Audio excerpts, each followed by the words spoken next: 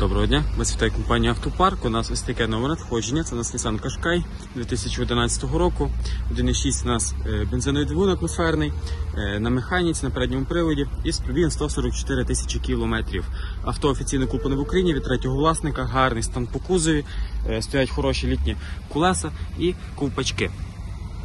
По салоні, по комплектації. Стандартна комплектація, текстильні сідушки, до речі, водійська в чудовому збереженому стані, механічне регулювання сидінь, повний фул склопідйомників, тобто спереду, ззаду у нас є мультикермо, механіка у нас 5-ступка, є підігрів передніх сидінь, кондиціонер звичайний і ось така стандартна магнітола. Стандартна комплектація, головне, що стан салону чистенький, охайний, без зайвих зауважень. Ззаді у нас стоять чохли на задньому ряді.